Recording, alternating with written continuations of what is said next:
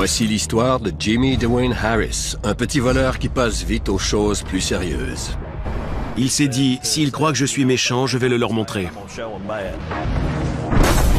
Ses exploits deviennent légendaires. You are a celebrity, sir. Pendant 4 ans, les policiers le pourchassent dans les montagnes du Tennessee. Sa légende grandissait parce qu'il était comme un fantôme. Il échappait toujours aux policiers. Harris est parmi les 10 criminels les plus recherchés du FBI et les autorités sont décidées à le capturer. Tout le monde était armé.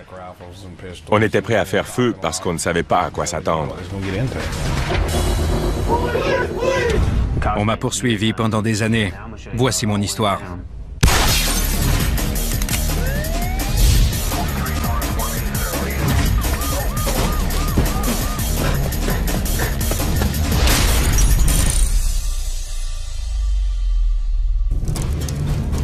Je m'appelle Jamie Dwayne Harris.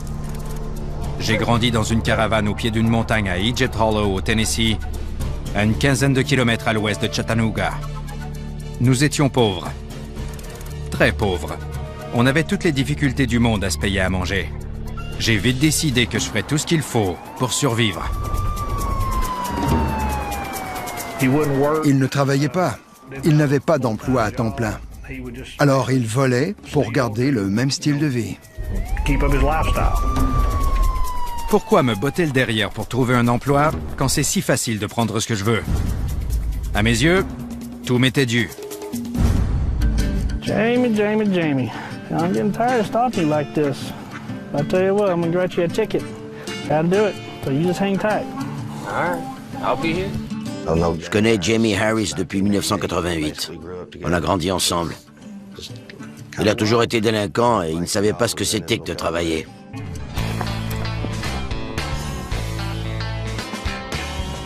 J'ai toujours eu un talent naturel pour voler. Ses premiers méfaits étaient des crimes mineurs. What was it this time? Jamie Harris again. Il a déjà volé un cheval, puis il l'a relâché un peu après. Jamie again. That's Jamie. I'm sorry. À l'adolescence, il avait été arrêté pour des accusations en lien avec la drogue, pour vol et pour des infractions à la circulation, comme des excès de vitesse et pour conduite dangereuse. We know who it is. Thank you. On avait l'impression qu'il n'était pas encadré à la maison. Il pouvait faire tout ce qu'il voulait.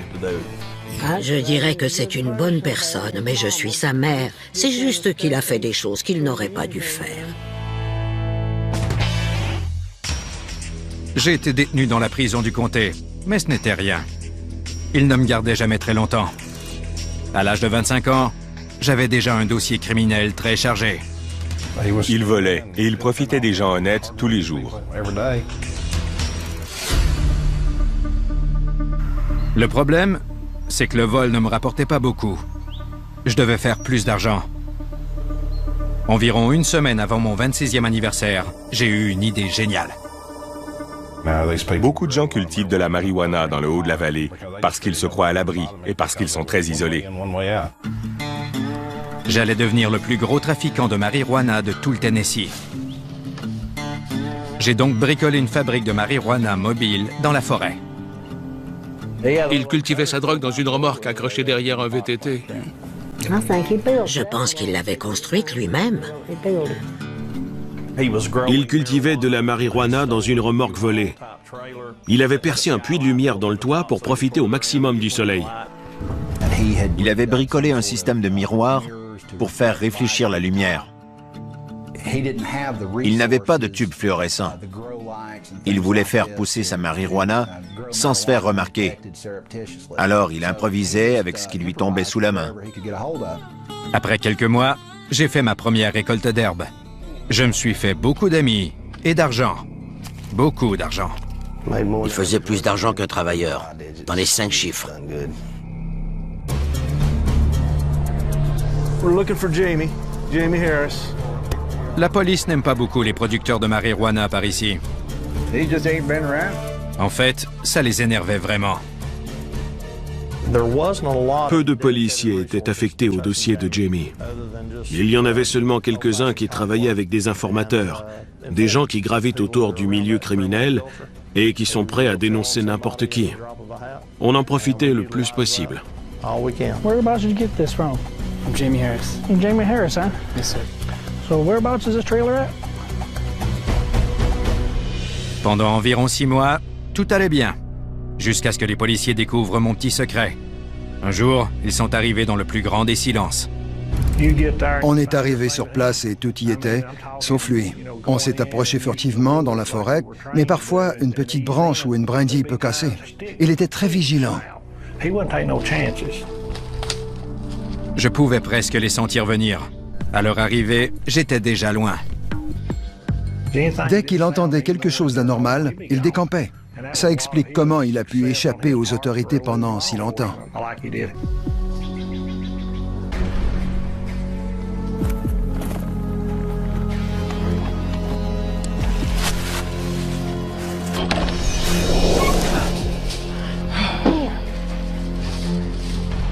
Après cet événement, c'était comme si les policiers me percevaient comme un vrai criminel. S'ils m'attrapaient, j'écoperais d'une longue peine. Fuir la police est encore plus excitant que n'importe quelle drogue. On se sent invincible. Je pense que ça nous motivait. Quand on vient si près d'arrêter quelqu'un et que celui-ci réussit à s'enfuir, ça nous pousse à trouver de nouvelles façons de l'arrêter.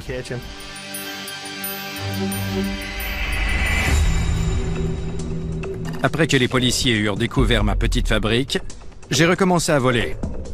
Mais cette fois, c'était différent, parce qu'on parlait de moi dans les journaux.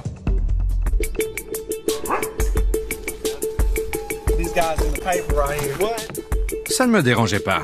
En fait, j'aimais bien toute cette attention. Je pense que ça lui plaisait qu'on parle de lui partout. Yep, that sounds like me. That's me right there.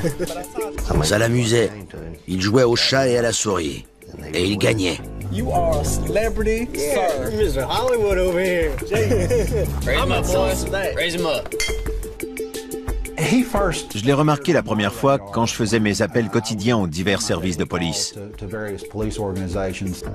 Je vérifiais mes messages tous les jours à mon arrivée à la salle de rédaction. Quand je voyais Jamie Harris dans l'objet du courriel, je me demandais ce qu'il avait bien pu faire encore. Même si la police voulait absolument m'attraper, ça ne m'inquiétait pas trop. Premièrement, c'était moi qui courais le plus vite. Il savait que dès qu'il entrait dans la forêt, on ne pourrait pas l'attraper parce qu'il était très agile en montagne. Deuxièmement, cette forêt, c'est chez moi. J'en connais chaque recoin mieux que quiconque. C'est très montagneux. Ça fait 38 ans que je vis là et je me perds encore. Je connaissais d'autres trucs pour fuir les policiers, comme changer d'état.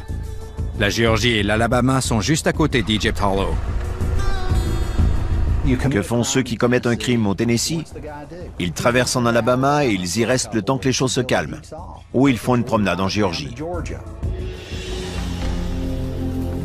La police de la Géorgie a décidé que j'étais une menace pour la société. Un jour, ils sont venus dans la vallée pour me mettre la main au collet.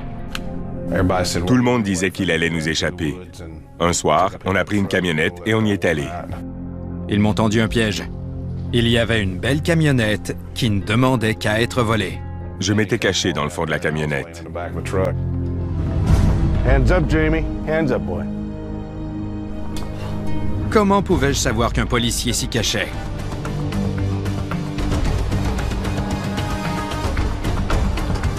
Je me suis alors dit, ça y est, je suis cuit. Prépare-toi à aller en prison.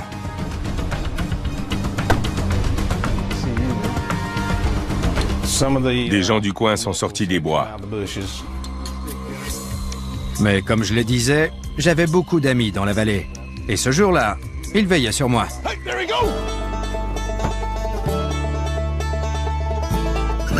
Ils ont ouvert la portière arrière et il s'est enfui. Il a été plus rapide qu'eux. J'ai pris mes jambes à mon cou. Jamie, you get back here! You get back here, boy!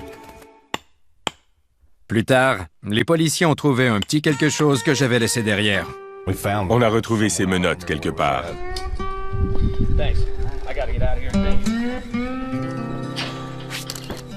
On a alors découvert qu'il était recherché dans les comtés de Marion et de Hamilton. Puis, c'est devenu complètement fou.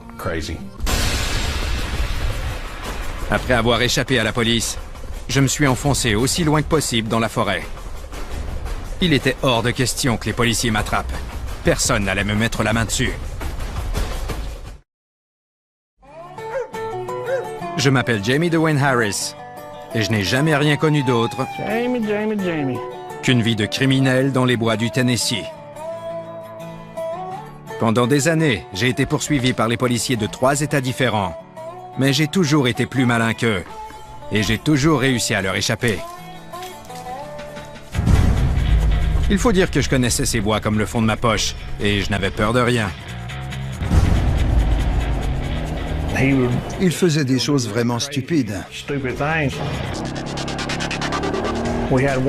On m'a rapporté qu'un jour, il a descendu une montagne en VTT pour finir sa course face à une voiture de police.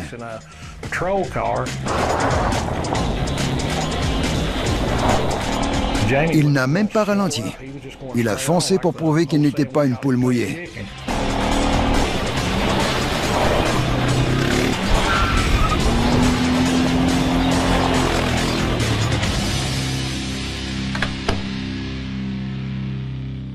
Il était prêt à mourir.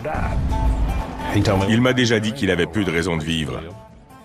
Je crois qu'il ne respectait pas la vie humaine. Jouer avec les policiers m'amusait. Mais je savais qu'en vendant de la drogue, je les rendrais furieux. J'étais recherché pour une foule de crimes, comme des vols d'auto, la production et la vente de marijuana, et pour avoir mis la vie d'une personne en danger. En fait, on voulait seulement l'arrêter pour mettre un terme à toutes ces poursuites dangereuses. Il allait finir par heurter quelqu'un. La police croyait que j'étais une menace pour la société. Ils voulaient m'isoler le plus longtemps possible. C'est alors que j'ai réalisé que j'allais devoir rester pendant un bon moment dans les bois. Je n'avais rien. Pas d'argent, pas de nourriture, seulement les vêtements que je portais. Je devais donc voler ce dont j'avais besoin. Il avait ces petites cachettes dans la région. Le genre d'endroit que seuls les habitants du coin connaissent, comme des grottes, des tunnels et des cabanes. Il pouvait rester dans les bois pendant des jours et des semaines.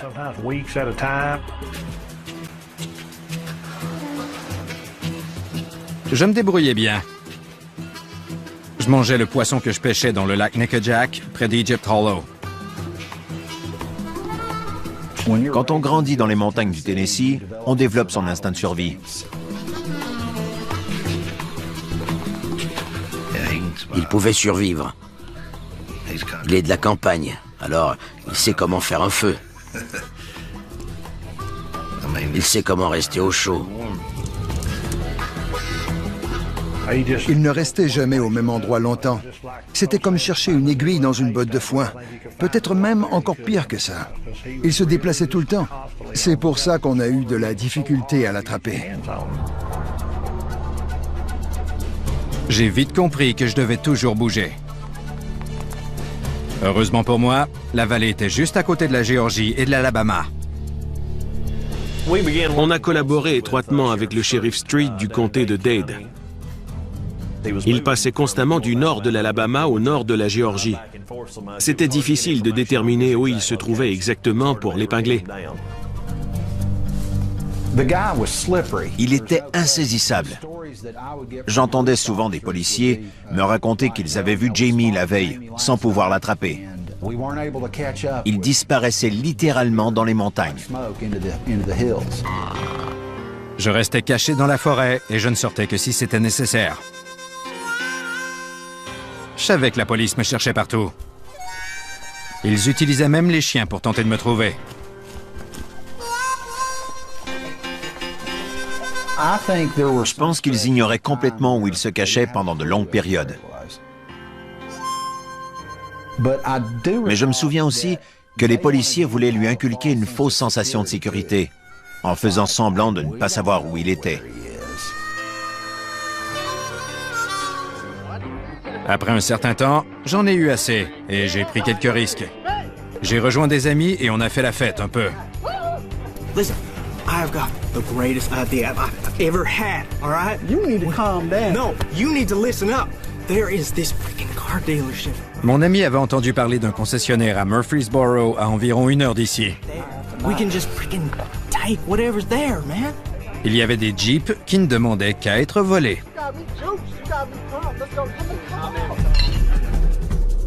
Il faisait nuit quand on est arrivé à Murfreesboro.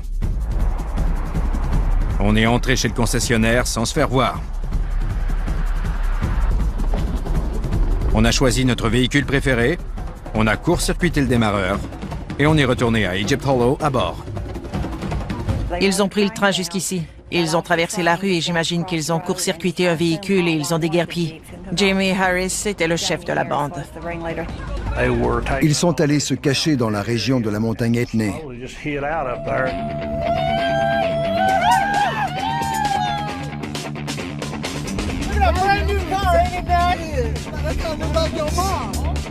Mes amis et moi, on s'est bien amusés dans les montagnes autour d'Egypt Hollow. Puis, juste pour le plaisir, on a projeté le véhicule en bas d'une falaise.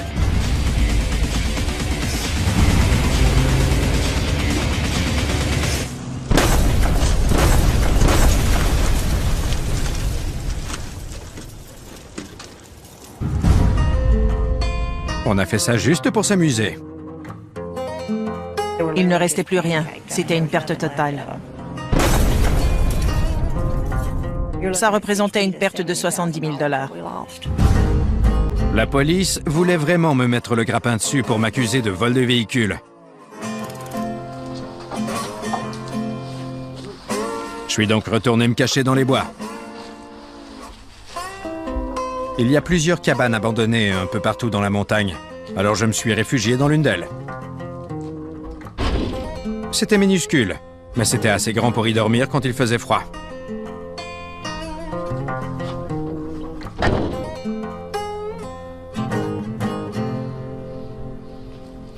Right up here, there's that ridge that runs along the north side. If we position a couple of our boys up there, okay, you can bring some deputies down on the south side, and we'll be looking good. All we need to do is just wait for them there. Mais les policiers travaillaient d'arrache-pied pour me retrouver. Ils campaient même dans la forêt, près de cabanes abandonnées, avec l'espoir que je tombe dans leur piège. Jamie s'assoyait et les regardait. Il ne s'en rendait même pas compte.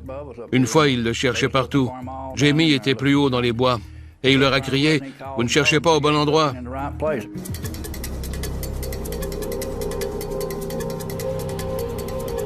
Un jour, je me promenais sur une route près de ma cabane quand j'ai croisé une voiture de police. J'espérais qu'elle continue, mais elle s'est arrêtée. On patrouillait dans le coin et on avait fouillé l'autre côté de la montagne. On avait fait nos devoirs et on avait tout identifié. On connaissait bien le terrain. Alors on se demandait quand il réapparaîtrait.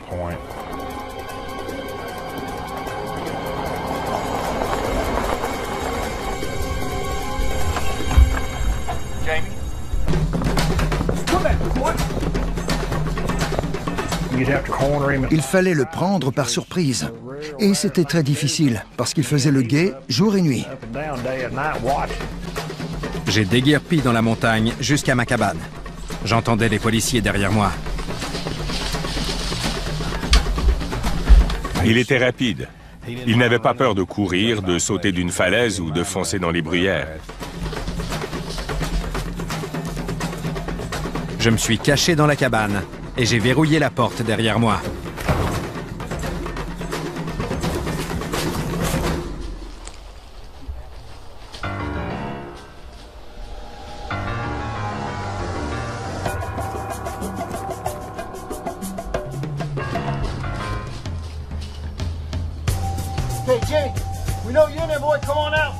Les policiers criaient après moi. Ils disaient que si je ne sortais pas, ils défonceraient la porte pour me sortir de là. Je devais réfléchir vite. Sinon, je m'en allais en prison. Je m'appelle Jamie Dwayne Harris et je fuis les autorités du Tennessee depuis maintenant 2 ans. Je me cache dans les bois pour échapper à la police qui veut m'arrêter pour vol et trafic de drogue. C'était vers la fin de 1999. 2 policiers m'ont poursuivi jusqu'à cette cabane. Il était imprévisible, mais il savait toujours jusqu'où il pouvait aller.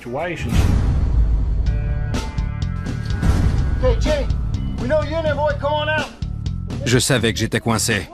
Seul le diable en personne peut courir plus vite que les balles de fusil. Les policiers n'avaient qu'à me tirer dessus.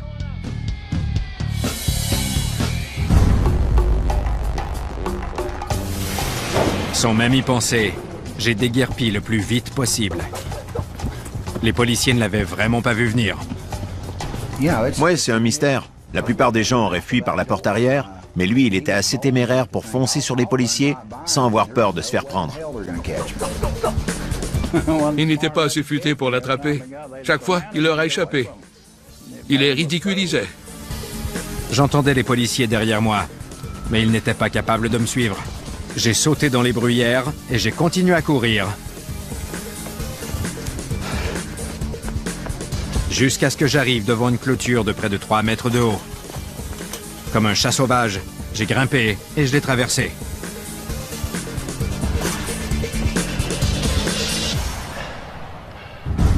Mon passage dans les bruyères a laissé des traces, mais c'est la seule chose qui m'a touché ce jour-là.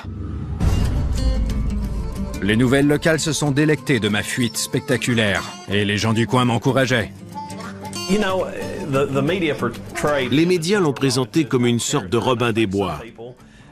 Les gens ont beaucoup aimé cette image et ils se sont dit qu'ils allaient aider cet individu. Et ils l'ont fait.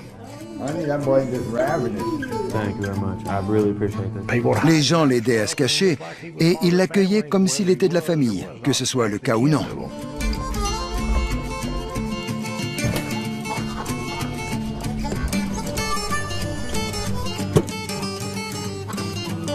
Il sortait de la montagne et des gens lui apportaient du pain, de la viande et du lait.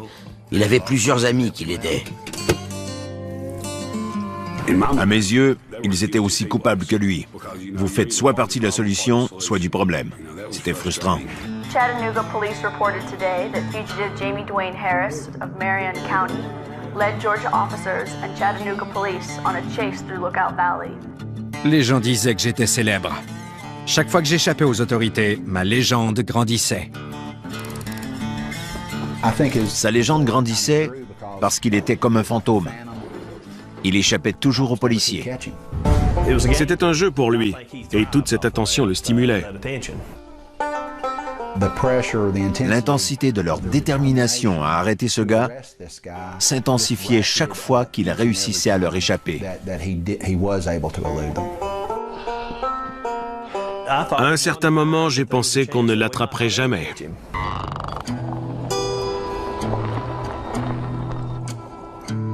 Have you seen Jamie? No, I haven't seen him. Nowhere. Les policiers ont questionné tout le monde à Egypt Hollow pour savoir s'ils m'avaient vu ou s'ils savaient où je me trouvais. Tous les 2 ou 3 mois, on rendait visite à tout le monde. Et ils disaient qu'on s'acharnait sur eux. Les gens du coin se méfiaient de tous ceux qui venaient leur poser des questions. Ils nous ont harcelés pour tenter de nous tirer les vers du nez. Ils nous ont dit que si on le voyait, on devrait lui dire de se rendre, sinon ils allaient le tuer.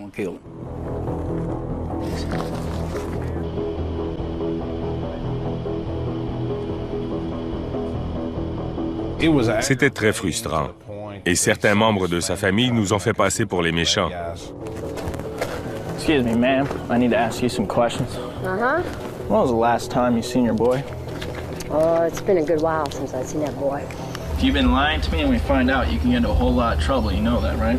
I know you just want to kill my boy. Ma'am, we're not out to kill him. We just want to get this situation resolved.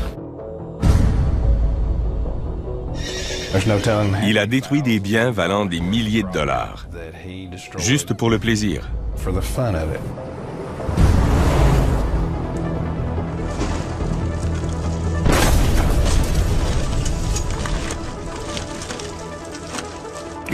Jimmy n'est pas méchant, mais il ne s'entend pas bien avec les forces de l'ordre.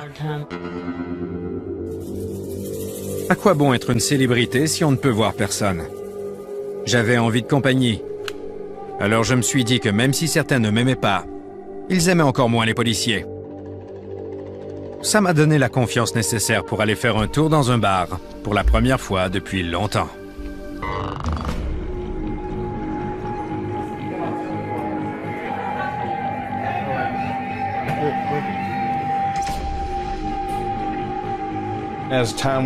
Dès qu'on recevait un appel de quelqu'un qui disait l'avoir vu, on se rendait sur place. Je me souviens qu'un soir, on avait demandé à tous les policiers de revêtir leur tenue d'intervention et de charger leurs armes. C'était agréable de prendre une bière froide et de rencontrer des gens. On a visité 8 bars qu'il aurait fréquentés. Je m'amusais quand soudainement, j'ai eu un mauvais pressentiment. J'ai alors vu les gyrophares de la police par la fenêtre.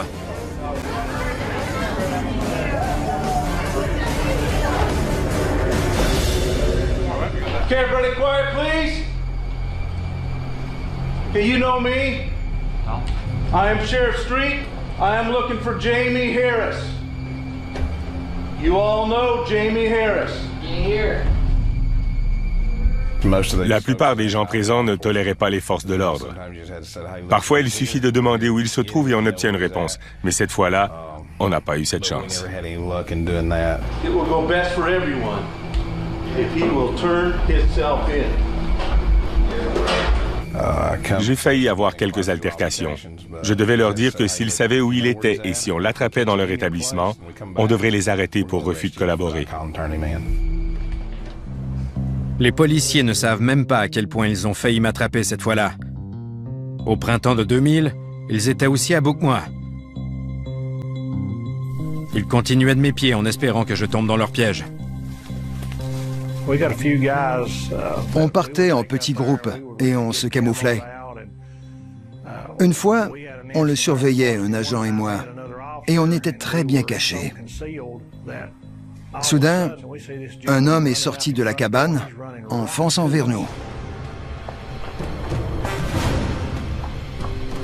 Cet homme de près de 110 kilos s'est arrêté directement sur ma main. C'était très douloureux. Quand on l'a reconnu, on a réalisé qu'on avait aussi un mandat pour lui. Alors, on lui a parlé et on l'a mis en état d'arrestation. Ils ont arrêté un de mes amis ce jour-là, mais pas moi. Je n'étais même pas là.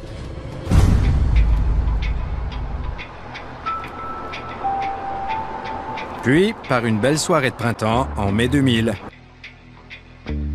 j'avais volé une auto et je m'amusais autour de la montagne. Soudainement, tout a basculé. Argus here. What was that? Oh my goodness. Ce soir-là, Jamie avait fait feu sur un policier sur la montagne Sand.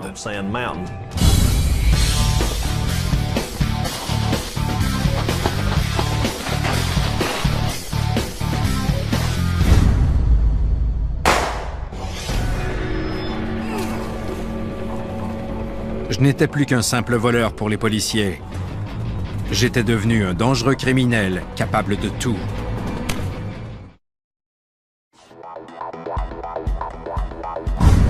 Je m'appelle Jamie Dwayne Harris. Je suis en cavale depuis 3 ans. Je vis dans les bois le long de la frontière entre le Tennessee et la Géorgie. La police me recherche pour plusieurs crimes, comme des vols d'auto et du trafic de drogue. Puis, un soir de mai, ils ont entendu dire que j'avais ouvert le feu sur un policier en Alabama.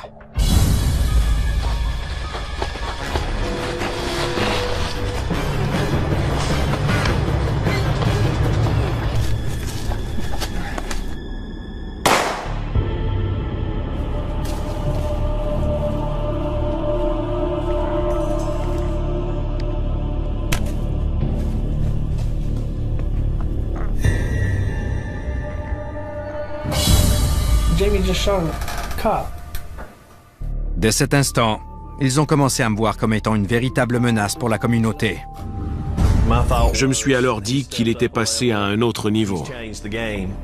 The attempted murder of a law enforcement official indicates that this individual has no regard for human life whatsoever.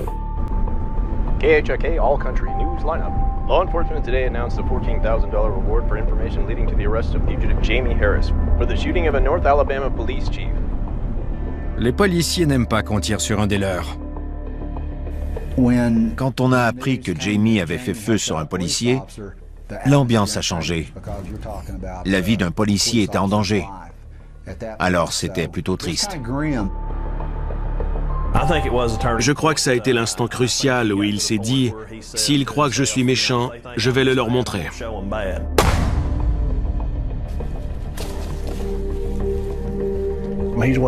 Il a alors atteint un degré de dangerosité beaucoup plus élevé.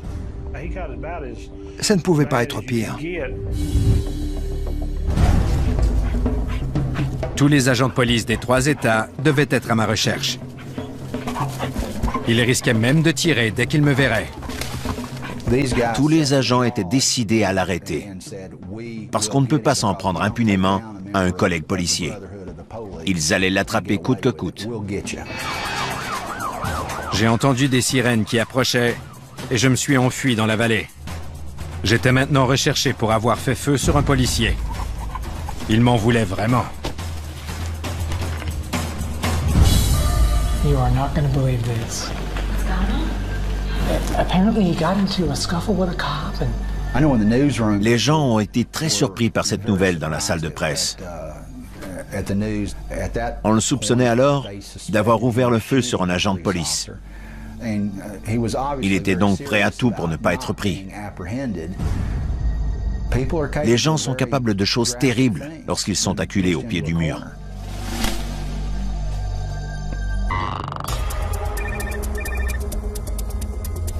Hey, Mr. Mayor, how are you? Yeah? Yes, sir. Oh, yeah. We're looking for Jamie Harris. We will get that boy, sir. We were getting desperate. Nous étions à bout de ressources et on savait qu'on aurait besoin d'aide. Avec tout notre travail quotidien et les patrouilles de routine, c'était difficile pour nous. On n'avait pas assez de personnel et de ressources pour affecter 2 ou 3 personnes uniquement à la poursuite de Jamie Harris. On a donc fait appel à d'autres agents de l'État et des environs, à des agents fédéraux, au FBI et au bureau d'enquête du Tennessee.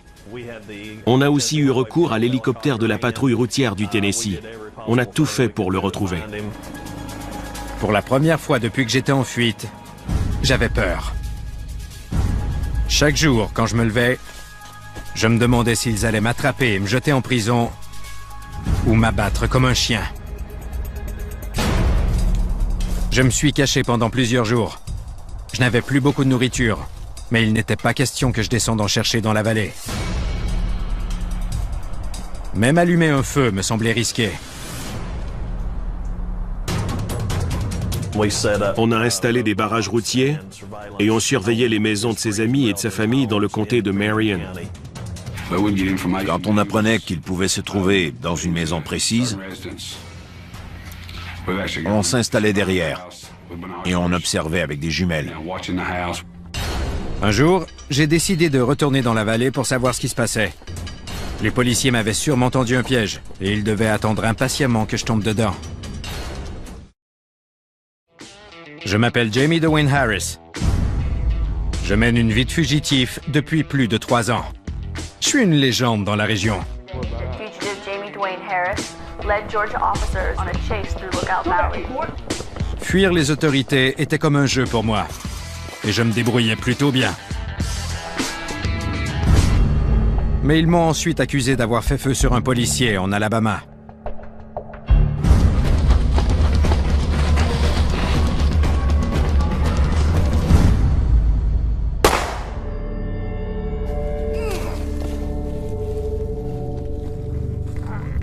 J'étais certain que la police était prête à tout pour me capturer, mort ou vif.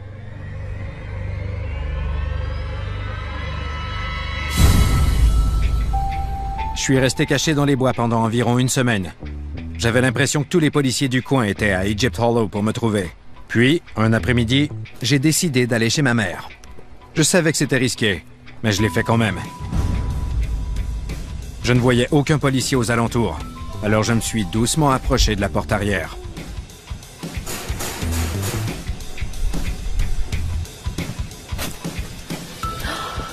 Jamie, darling. Hey, Mama. It is so good to see you. What are you doing here? I had to come see you. You know the sheriff's been Elle m'a dit que les policiers venaient souvent l'interroger. talking about all the bad things you've done. Il ne voulait pas me dire ce qui était arrivé. Il ne voulait pas que je m'inquiète. They're out to get you, baby, and I'm afraid they're going to kill you. I didn't do anything. Then everybody in the holler knows you didn't do it. You need to turn yourself in. I'll do what I have to do. I'll take care of myself. Go home, be good. I will. Take care. Love you, Mama. I love you.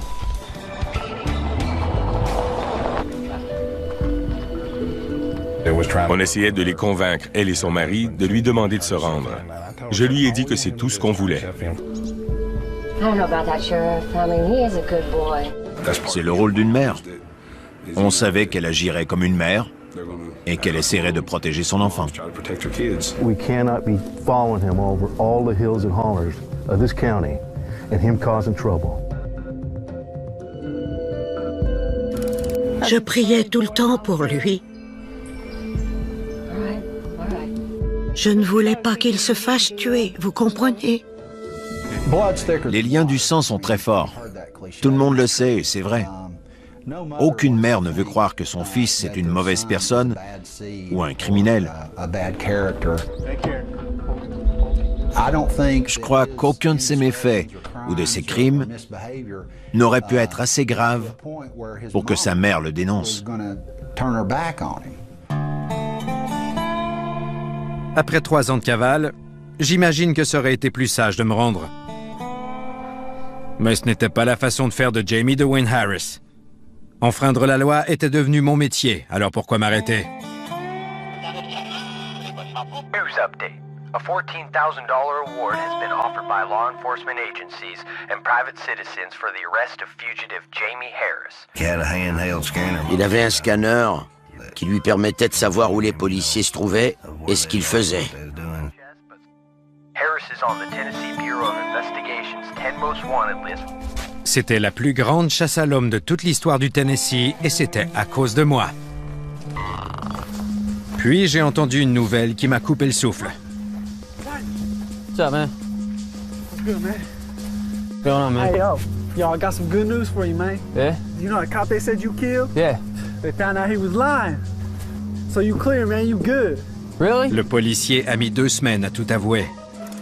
Tout le monde à Egypt Hollow savait que je n'étais pas un tueur.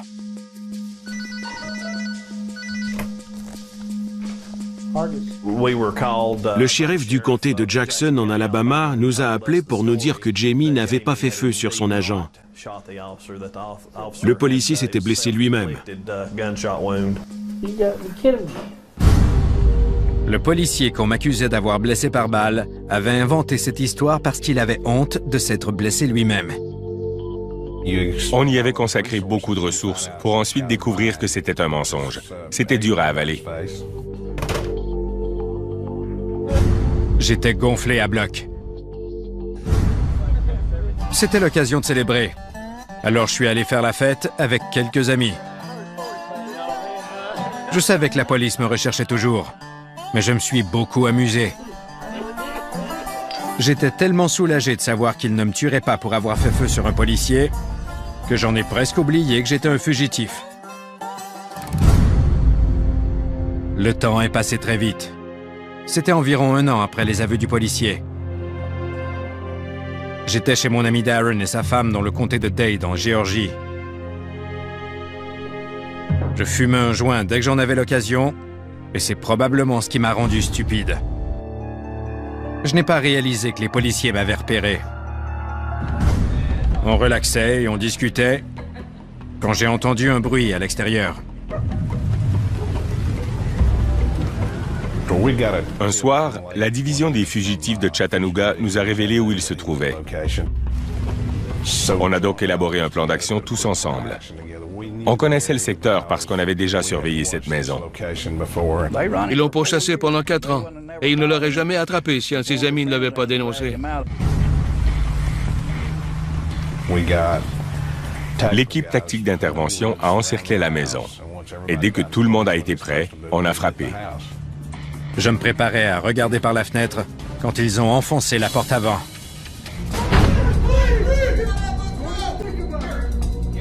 On était prêt à faire feu parce qu'on ne savait pas à quoi s'attendre. Je ne pouvais pas fuir. J'aurais pu saisir le pistolet caché derrière le sofa. Mais je devais réfléchir vite. Est-ce que j'allais faire feu? On craignait qu'il passe à l'attaque et qu'il blesse quelqu'un.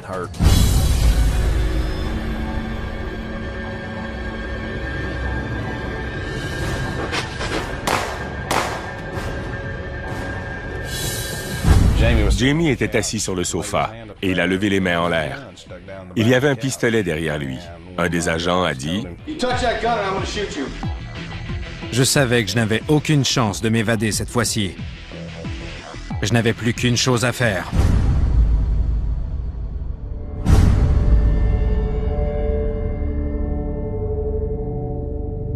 Jamie s'est levé et il s'est rendu sans résister. Il s'est allongé par terre et on l'a appréhendé.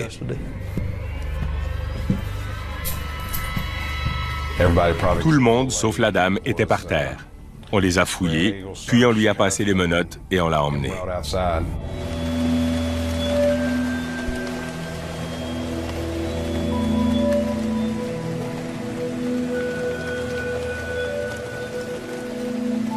Il n'a pas résisté et c'était la fin de cette saga.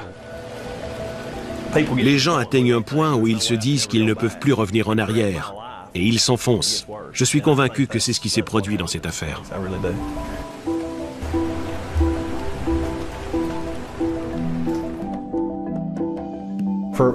Pendant toute sa vie de jeune adulte, il a été un criminel. En général, les gens ne changent pas. Je pense que le sort des individus condamnés pour crime est joué d'avance. Même avec un bon avocat, je savais que je ne pouvais rien contre toutes ces accusations. J'ai décidé de plaider coupable pour en finir au plus vite et en assumer les conséquences. J'ai reçu une sentence de presque 5 ans de prison en Géorgie.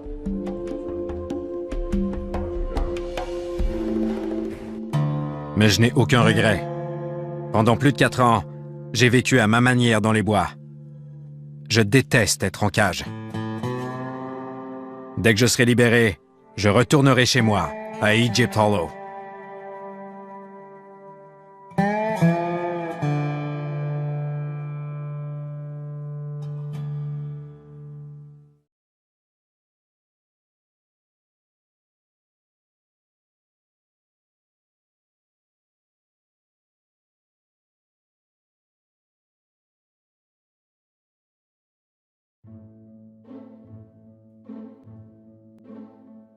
La Côte d'Azur, symbole de luxe et de richesse. Mais à l'été 1976, elle est devenue le théâtre d'un crime audacieux. La Société Générale, en plein cœur de Nice, a été victime d'un cambriolage. La cible, le coffre-fort, apparemment impénétrable. Le 20 juillet, la découverte est choquante. 371 coffres vidés, des millions de francs envolés. Le cerveau, Albert Spaggiari. Spaggiari a laissé un message, sans armes, ni violence et sans haine. Cet acte audacieux a captivé le monde entier, un crime qui semblait impossible. Et pourtant, il a eu lieu. Voici l'histoire du casse du siècle, un récit de ruse, d'audace et d'un voleur devenu légende.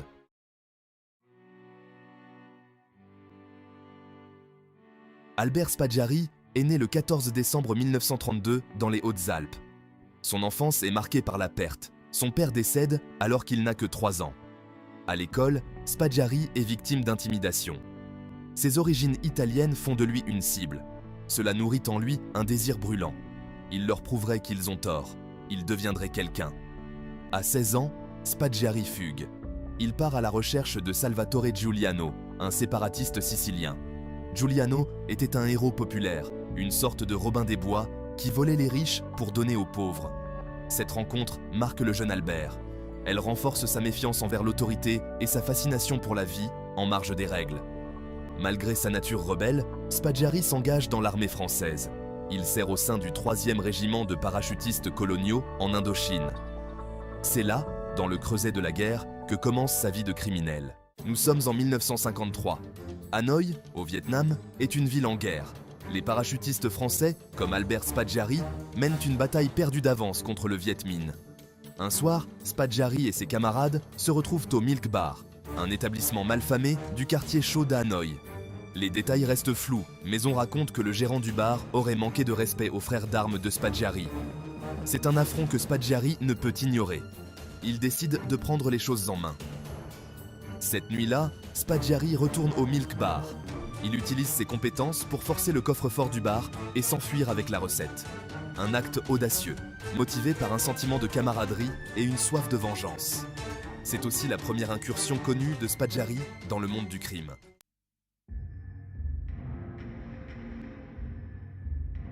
La carrière militaire de Spaggiari prend fin brutalement à son retour en France. Le casse du Milk Bar l'a rattrapé. Il est traduit en cour martiale et condamné à 5 ans de prison à la tristement célèbre prison des Baumettes à Marseille. La vie carcérale est rude, mais Spaggiari est déterminé à mettre son temps à profit. Il s'inscrit à des ateliers, apprenant les métiers de la soudure et de la métallerie. Ses compétences, acquises dans l'enceinte de la prison, lui seront précieuses par la suite. Spaggiari obtient une libération anticipée pour bonne conduite après avoir purgé 3 ans de sa peine. Il sort de prison en 1957, transformé. Il a payé sa dette à la société, du moins le croit-il. Plus important encore, il a acquis des compétences uniques qui lui ouvriront les portes de la pègre.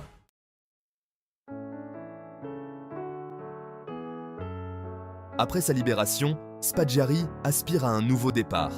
Il rencontre Marcelle Audibert, une charmante infirmière qui deviendra la femme de sa vie. Ils se marient en 1959 et se lancent ensemble dans une nouvelle aventure en s'installant à Dakar, au Sénégal. À Dakar, le passé de Spaggiari lui est utile. Ses compétences de métallier, acquises en prison, lui permettent de décrocher un emploi dans une entreprise spécialisée dans la fabrication de coffres-forts. Cet emploi apparemment légitime est la couverture idéale. Spaggiari ne peut résister à l'attrait des objets qu'il fabrique. Il profite de son accès et de ses connaissances pour perfectionner ses talents de cambrioleur. Cependant, sa vie à Dakar sera de courte durée. L'appel du pays s'avère trop fort. Spaggiari et Marcel retournent en France au début des années 1960. Leur retour au pays est doux amer.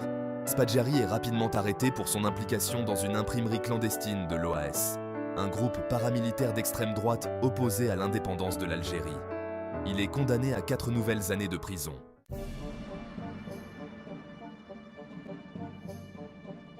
De nouveau libéré de prison, Spaggiari s'installe dans le paisible village de Bézodune, près de Nice. Il aspire à une vie paisible. Il ouvre un studio de photographie, immortalisant mariages et portraits. Il travaille même pour la municipalité de Nice. Cela le met en contact avec des politiciens et des dignitaires locaux. Il semble que Spaggiari ait tourné le dos à son passé criminel, mais les apparences sont parfois trompeuses. Le désir d'excitation, de quelque chose de plus, brûle toujours en lui. Il trouve du réconfort dans les romans policiers, dévorant des histoires de casses audacieux et de criminels rusés. Un livre en particulier va lui donner une idée. Flush, de Robert Pollock, raconte l'histoire d'un groupe de voleurs qui creusent un tunnel pour accéder au coffre-fort d'une banque. C'est une révélation pour Spaggiari. La graine d'un plan est semée.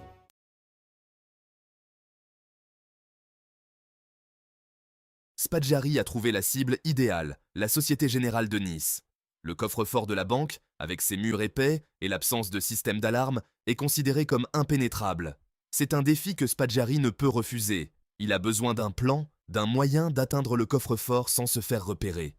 La solution de Spaggiari est audacieuse. Il va creuser un tunnel jusqu'au coffre-fort, mais pas par le sol. Il va utiliser le réseau d'égouts de la ville. Il étudie minutieusement le tracé des égouts, planifiant un itinéraire depuis un point d'accès proche jusqu'à un endroit situé directement sous la banque. Il ouvre même un compte à la Société Générale, ce qui lui permet d'accéder à la banque et d'observer de près les mesures de sécurité du coffre-fort. Il sait qu'il ne peut pas y arriver seul. Il lui faut une équipe, un groupe de spécialistes, possédant les compétences et le culot nécessaires pour mener à bien son audacieux projet. Il fait appel à ses contacts dans le milieu criminel, réunissant une équipe de professionnels chevronnés, issus pour la plupart du milieu marseillais.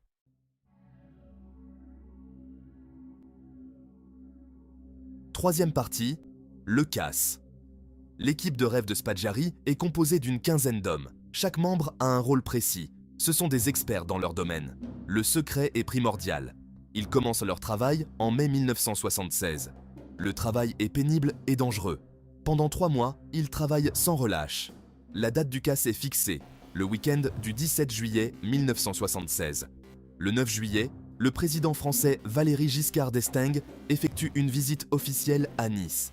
La sécurité est renforcée dans toute la ville. Spaggiari et son équipe sont contraints d'interrompre leurs travaux. Enfin, la ville, retrouvant son calme, ils reprennent le travail. Le temps presse.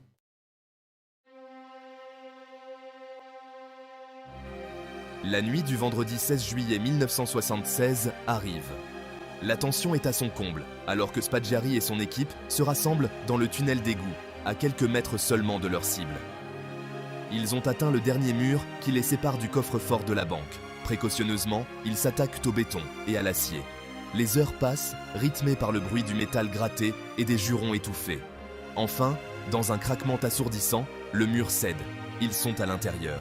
Le coffre-fort, autrefois symbole de sécurité et d'impénétrabilité, est désormais leur terrain de jeu.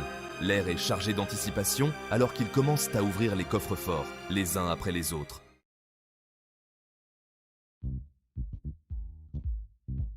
À l'intérieur du coffre-fort, l'équipe de Spaggiari découvre un véritable trésor. Argent liquide, bijoux, lingots d'or et même des photos compromettantes de personnalités locales. Les cambrioleurs, incapables de résister à une farce, accrochent les photos sur les murs du coffre-fort pour que les autorités les trouvent. Ils travaillent sans relâche tout au long du week-end, vidant les coffres-forts et chargeant le butin dans des sacs. L'ampleur du butin est stupéfiante. Ils célèbrent leur succès avec du vin et du pâté, apportés par Spaggiari, transformant le coffre-fort stérile en une salle de fête souterraine surréaliste. Malgré le danger et la pression, Spaggiari reste calme, jovial même. Il traite le casse comme un jeu élaboré, un défi à savourer.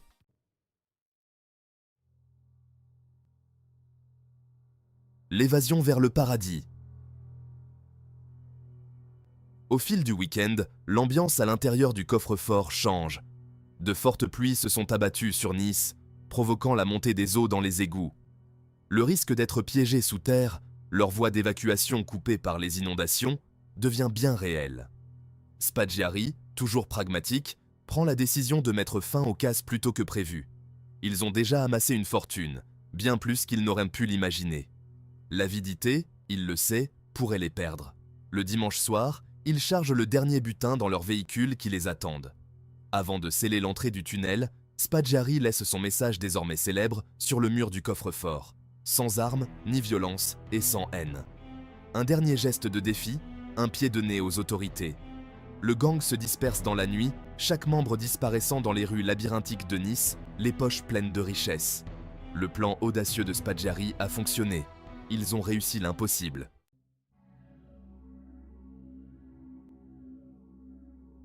Première partie. Le piège se referme. Spaggiari, désormais fugitif recherché, fuit la France. Il se réfugie en Amérique du Sud, une région qui l'a toujours attiré. Là, il mène une vie de luxe, dépensant sans compter et profitant de sa nouvelle notoriété. De retour en France, la police est perplexe.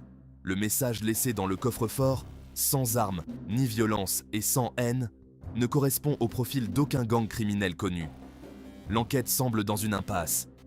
Pendant ce temps, Spaggiari, incapable de résister au feu de la rampe, commence à envoyer des cartes postales et des lettres narquoises aux médias français. Il accorde même une interview à un journaliste français, le visage masqué, alimentant ainsi sa légende. Son ego, semble-t-il, est aussi grand que son ambition. Il a soif de reconnaissance, même si cela signifie vivre dans l'ombre.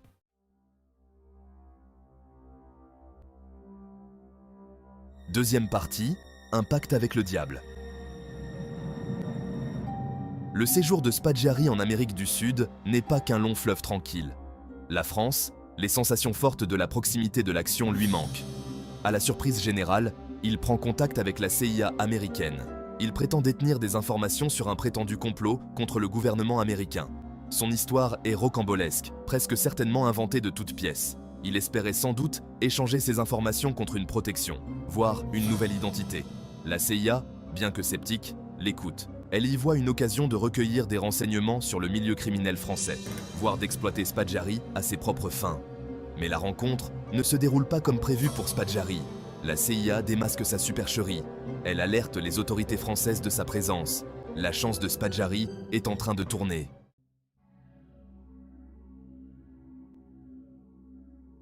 Agissant sur la base des informations de la CIA, la police française se rapproche de Spaggiari. Il sait que le temps presse.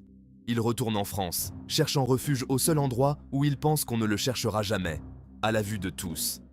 Il reprend sa vie de photographe, décrochant même un contrat avec la municipalité de Nice pour couvrir un voyage au Japon. Un geste audacieux qui témoigne de son audace et de sa capacité à garder une longueur d'avance sur la justice. Pendant que Spaggiari est au Japon, la police passe à l'action. 2 de ses complices du casse sont arrêtés. Interrogé, il révèle le rôle de Spaggiari en tant que cerveau de l'opération. Le piège se referme. Ignorant le danger qui le guette dans son pays, Spaggiari poursuit son travail au Japon, inconscient de la tempête qui se prépare à l'horizon.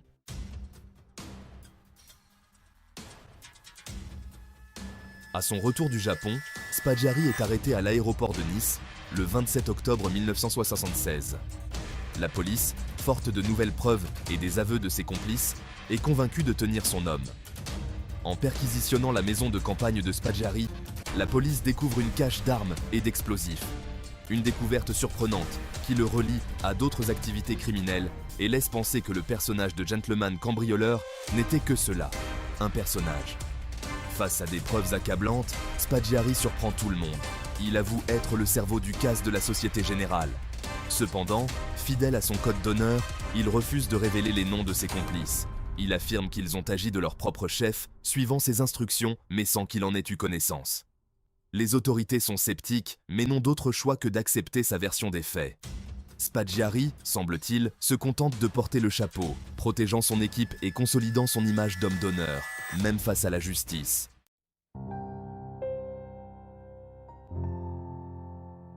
La légende de Spaggiari continue de grandir, même derrière les barreaux.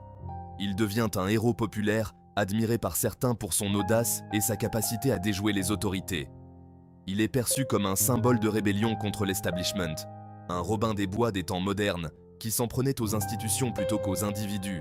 Il se délecte de sa notoriété, accordant des interviews depuis sa prison et écrivant même son autobiographie, Les égouts du paradis, un récit ironique du casse et de sa cavale. Le livre devient un best-seller, consolidant son statut d'icône culturelle. Son histoire a inspiré de nombreux films, documentaires et même une chanson, célébrant tous son audace et sa capacité à échapper aux griffes de la loi. Mais l'histoire de Spaggiari ne se résume pas à des casses audacieux et des bons mots.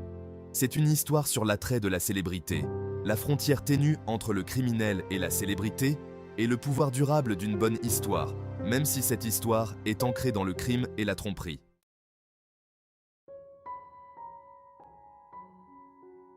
Albert Spaggiari est mort en 1989, emportant avec lui toute l'histoire du casse du siècle.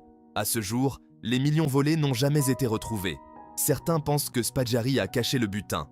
D'autres pensent que l'argent a été dépensé. Spaggiari était-il un cerveau criminel ou un conteur charismatique embellissant son rôle? La vérité reste insaisissable.